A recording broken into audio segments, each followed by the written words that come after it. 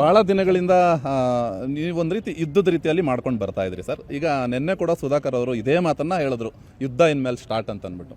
ಒಂದು ರೀತಿ ನಿಮ್ಮ ಯುದ್ಧಕ್ಕೆ ಬಲ ಬಂದಂಗೆ ಆಯ್ತಾ? ನೀವು ಒಂದು ಮಾತು ಹೇಳ್ತಿದ್ರಿ, ಇನ್ನು ಮುಂದೆ ನೋಡ್ತಾ ಇರಿ, ಇನ್ನಷ್ಟು ಸಂಖ್ಯೆ ಹೆಚ್ಚಾಗ್ತಾ ಇದೆ ಅಂತ ಅಂದ್ಬಿಟ್ಟು. ಆ ಕಾಲ ಬರ್ತಾ ಇದೆಯಾ ಅಂತ? 100% ಬರ್ತಾ ಇದ್ರಿ. ನೋಡ್ರಿ, ಯಾವುದೇ ಒಂದು ನಾಯಕತ್ವ ಎಲ್ಲರನ್ನು ವಿಶ್ವಾಸ ತೊಗೊಂಡರು.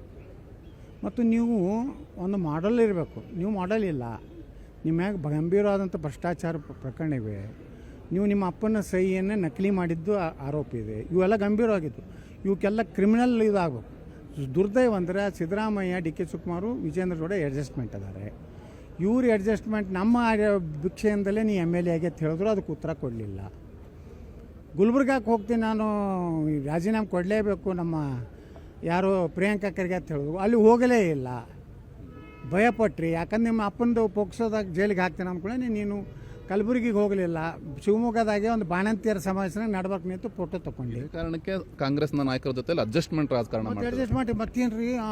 ಡಿ ಕೆ ಶಿವಕುಮಾರ್ ಡೈರೆಕ್ಟ್ ಹೇಳೋದಲ್ಲ, ವಿಧಾನಸಭಾ ಮೆಟ್ಟಲೇ ಇರಬೇಕಾದ್ರೆ ನಾವು ನಮ್ಮ ಮಾಡಿದಂಥ ಭಿಕ್ಷೆಯಿಂದ ನೀನು ಎಮ್ ಎಲ್ ಎ ಆಗಿದೆಯಾ ಮಿಸ್ಟರ್ ವಿಜಯೇಂದ್ರ ಅಂತ ಹೇಳಿದ್ರೆ, ಮತ್ತು ನೀವು ಮಾಧ್ಯಮದವ್ರದ್ದು ಹೊಡಿದೇ ಇಲ್ಲರಪ್ಪ.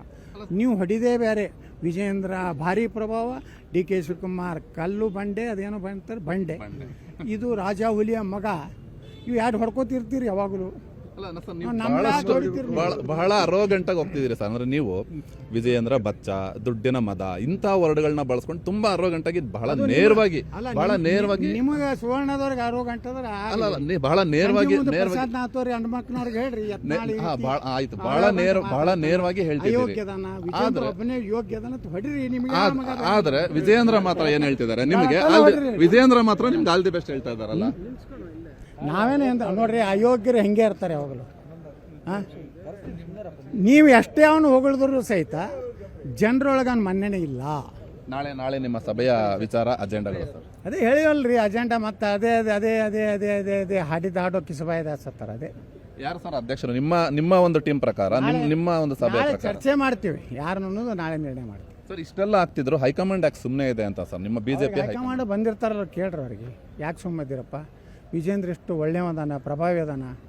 ಸುಮ್ಮನೆ ನೀವು ಯತ್ನಾಳ್ ಅಂತ ನಾಲ್ಕು ಒದರ್ತಾವೆ, ಯಾಕೆ ನೀವು ಚಿಂತೆ ಮಾಡ್ತೀರಿ? Don't care. ನಮ್ಮ ಮೀಡಿಯಾದವರೆಲ್ಲ ವಿಜೇಂದ್ರ ಜೊತೆಗೆ ಅಂತ ಹೇಳಿಬಿಡ್ರಿ, ಅವನೇ ಮುಂದುವರಿಸ್ತಾರೆ. ಇದಿಷ್ಟು ಕೂಡ ಯತ್ನಾಳ್ ಅವರ ಮಾತು. ಕ್ಯಾಮ್ರಾ ಪರ್ಸನ್ ರುದ್ರೇಶ್ ಜೊತೆ ಸುರೇಶ್, ಏಷ್ಯಾನೆಟ್ ಸುವರ್ಣ ನ್ಯೂಸ್.